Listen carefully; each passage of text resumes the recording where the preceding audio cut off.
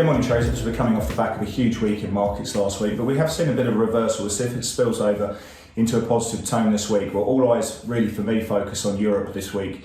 Last week, recap, we've got 9.1% US inflation. The Bank of Canada raised 100 basis points. The RBNZ moved 50 basis points. We're going to be watching Kiwi CPI numbers this week.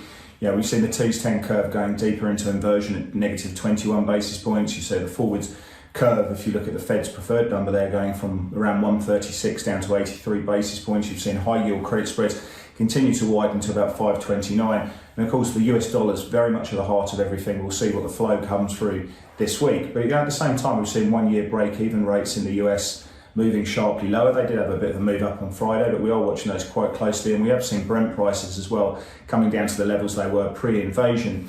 Now the platform today is quite positive. Obviously on Friday we've seen the S&P up 1.9%, closing at the highest of the day. So 93% of stocks were higher. The Russell was strong. We've seen vol sellers in the VIX. But this week, as I say, go and have a look at the vol markets, go and have a look at implied vol, 1 week implied vol. It's really all about what's happening in Europe. And okay, we've got a Bank of Japan meeting, we've got earnings coming through from Bank of America, Goldman Sachs, IBM, we've got Netflix, Tesla, Twitter, to name a few, some of the crowd favourites there. We've got RBA speakers coming through from Bullock and Lowe. We've got obviously a political process that's taking place in the UK. We're going to whittle down to 2 final candidates, which will be voted through in September.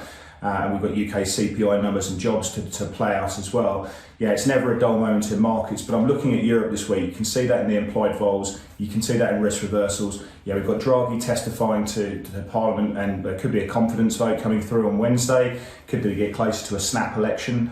We've got the Nord Stream 1 decision, which I think is going to be a massive deal for markets. What are they going to do? Are they going to see a partial increase in the flow? Will they delay the process? Will they keep the process off? There's a whole sort of raft of playbooks that could cause some massive volatility in Europe. And then, of course, we've got the ECB meeting the same day. We're expecting a 25 basis point hike, but fragmentation risk certainly very much in play. Never a dull moment in markets. Let's see what happens this week. Trade with Pepperstone.